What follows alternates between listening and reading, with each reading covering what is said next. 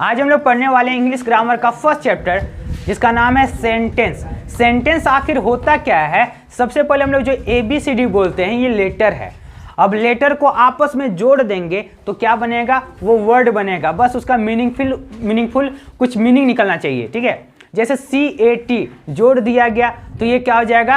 Cat. इसका कुछ meaning निकल रहा है, ये क्या हो जाएगा? वर्ड है। क्या ये? वर्ड। लेकिन इसी को बोला जाता है, जैसे CAT अगर इसको क्या बोला जाएगा? ATC। इसका कुछ मीनिंग निकल रहा है क्या?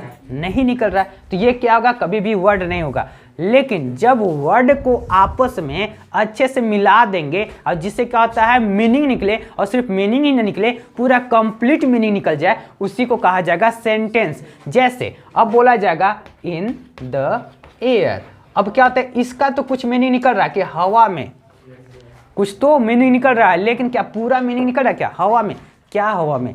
कुछ भी पता नहीं चल रहा है, तो ये सेंटेंस नहीं हुआ। इसका भले मीनिंग निकल रहा है लेकिन ये सेंटेंस नहीं हुआ। तो सेंटेंस होता क्या है? क्या सेंटेंस होगा? इसी के बारे में आज हम लोग डिटेल में पढ़ेंगे। सबसे पहले हम लोग जानेंगे कि सेंटेंस आखिर होता क्या। इसका डेफिनेशन देख लेते हैं। A word which gives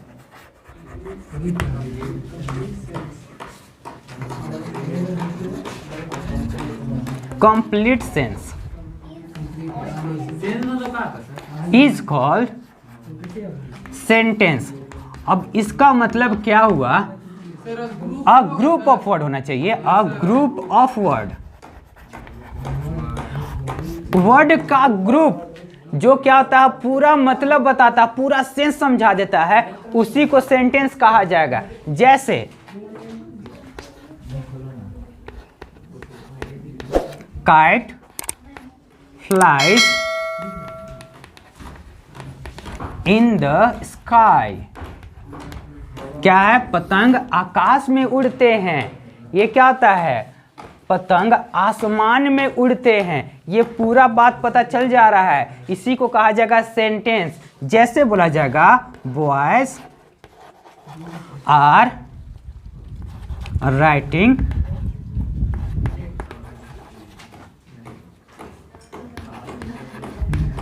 notes.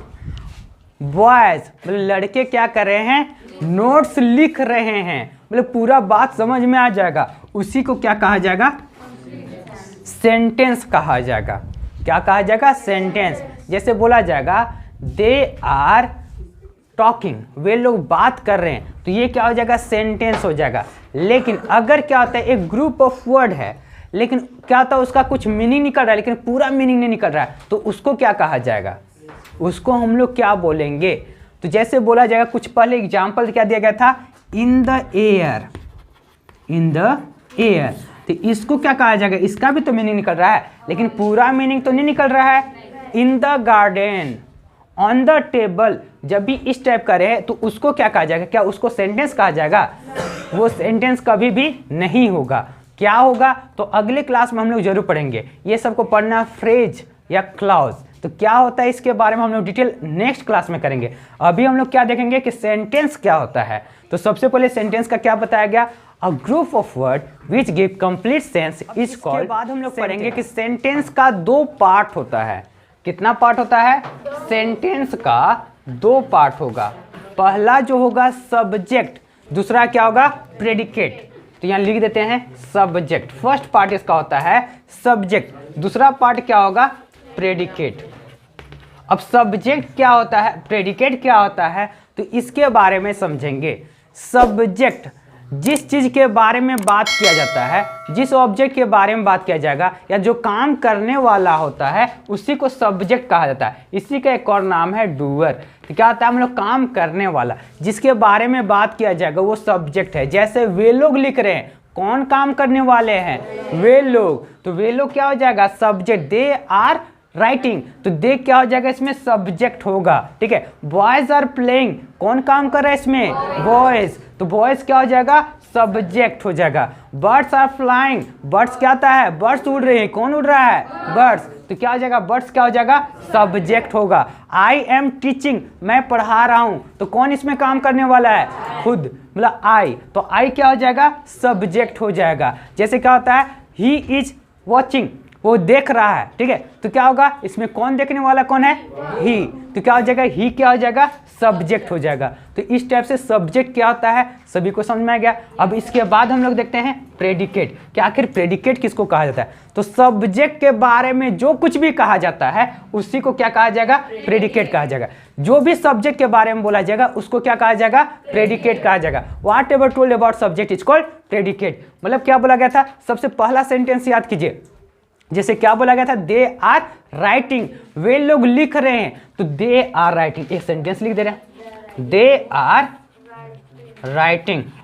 अब इसमें देखिए क्या होता है, दे ये काम करने वाला है, ये क्या हो गया, सब्जेक्ट। बाकी जो ये सब हो गया ये क्या हो जाएगा, प्रेडिकेट हो जाएगा। क्या हो जाएगा, प्रेडिकेट। अब यहाँ पर बात किया जा रहा है, बॉयज आर प्लेइंग, क्या होगा, boys are playing, boys are playing. तो इसमें अगर देखा जाए तो बॉयज क्या है, सब्जेक्ट, और आर प्लेइंग क्या हो जाएगा, प्रेडिकेट हो जाएगा। यानी कि सब्जेक्ट के बारे में जो कुछ भी कहा जाएगा उसी को क्या कहा जाता है, प्रेडिकेट कहा जाएगा। जैसे क्या बोला जाएगा, he is watching, he is watching, he is watching. इसमें ही क्या हो जाएगा, सब्जेक्ट है, और इज वॉचिंग क्या हो जाएगा, प्रेडिकेट। तो क्या हो जाएगा, ही सब्जेक्ट, और बाकी क्या हो जाएगा, प्रेडिकेट। यानी कि जिसके बारे में बात किया जाएगा वो क्या होगा, सब्जेक्ट, और बाकी जो रहेगा जो कुछ भी बोला जाएगा, predicate. They are talking, they are talking, तो क्या होगा, दे क्या हो जाएगा, सब्जेक्ट, और आर टॉकिंग क्या हो जाएगा, प्रेडिकेट। तो सब्जेक्ट क्या होता है, प्रेडिकेट क्या होता है, अब तो इसमें क्लियर हो गया होगा। क्या सब्जेक्ट किसको कहा जाएगा, जिसके बारे में बात किया जाता है, जो कुछ भी बोला जाएगा वो सब्जेक्ट, और जो भी सब्जेक्ट के बारे में बोला जाएगा उसको क्या कहा जाएगा, प्रेडिकेट। जैसे एग्जांपल में देखा जा रहा है, अभिषेक इज स्लीपिंग, अभिषेक क्या कर रहा है, सो रहा है, तो अभिषेक क्या हो जाएगा, सब्जेक्ट, और इज स्लीपिंग क्या हो जाएगा, प्रेडिकेट हो जाएगा। तो इस प्रकार से सब्जेक्ट का टू पार्ट्स, पहला पार्ट क्या था, सब्जेक्ट, दूसरा क्या है, प्रेडिकेट। मतलब क्या होता है, सब्जेक्ट और प्रेडिकेट के बिना सेंटेंस नहीं बनाया जा सकता है। अगर सब्जेक्ट नहीं रहेगा तो कोई भी सेंटेंस के बारे में कुछ बोला ही नहीं जाएगा, किसके बारे में बोला जा रहा है अगर वो पता ही नहीं रहेगा तो सेंटेंस कभी भी कंप्लीट रहेगा क्या। बोलेंगे लिख रहा है, कौन लिख रहा है, कौन, कुछ भी काम करने वाला तो कोई तो होना चाहिए ना। अगर लिख रहा है खाली बोल देंगे तो उसमें क्या होगा, कभी भी कंप्लीट सेंस निकलेगा क्या, नहीं। तो क्या सेंटेंस कहलाएगा क्या, नहीं कहलाएगा। तो क्या हो जाएगा, सब्जेक्ट होना जरूरी है। अब सब्जेक्ट के बारे में जैसे बोला जाएगा तो उसको क्या कहा जाएगा, प्रेडिकेट। अगर बोल ही दिया जाएगा कुछ भी, जैसे बोलेंगे वह, अरे क्या वह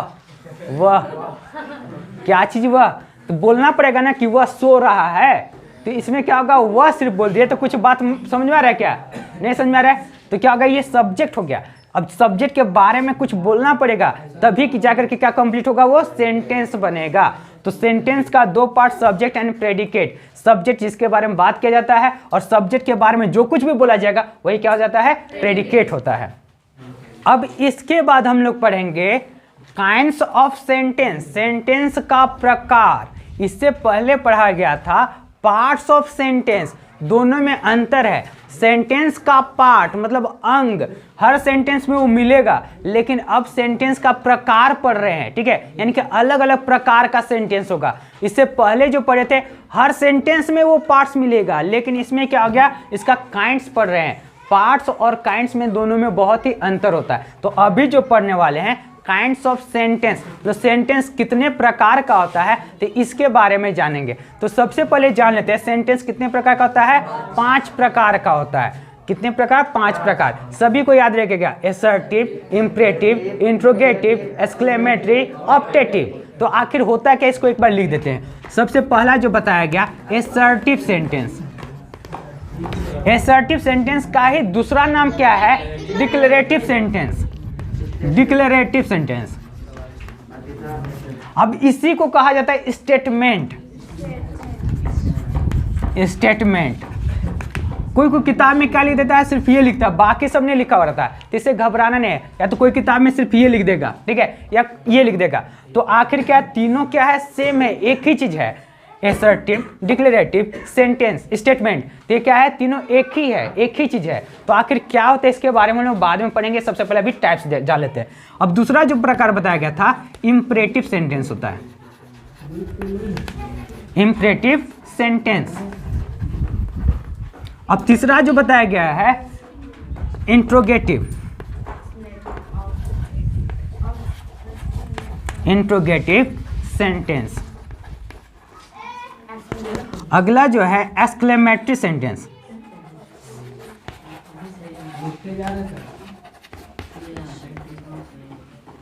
और इसका लास्ट जो बताया गया है ऑप्टेटिव सेंटेंस। दो बार आप लोग बोलिएगा, आप लोग को याद हो जाएगा। सबसे पहला जो बताया गया एसर्टिव सेंटेंस। एसर्टिव का ही और क्या क्या नाम है, तो डिक्लेरेटिव स्टेटमेंट। सेकेंड क्या है, इंपरेटिव सेंटेंस। तीसरा जो है इंट्रोगेटिव सेंटेंस। अगला जो है एक्सक्लेमेटरी सेंटेंस। और लास्ट में क्या बताया गया, ऑप्टेटिव सेंटेंस। तो ये क्या होता है, इसका काइंड्स है, 5 प्रकार का ये सेंटेंस होता है। तो क्या क्या होता है सभी के बारे में हम लोग डिटेल पढ़ेंगे। अब यहाँ पर अभी जो हम लोग पढ़ने वाले एसर्टिव सेंटेंस के बारे में पढ़ने वाले हैं। तो आखिर एसर्टिव सेंटेंस होता क्या है, तो इसके बारे में जानते हैं। तो सबसे पहले एक चीज और जान लीजिए, एसर्टिव सेंटेंस 2 प्रकार का होता है। अब आप लोग बोलिएगा कि सर एसर्टिव 2 प्रकार का होता है, तो क्या डिक्लेरेटिव भी 2 प्रकार का होता है?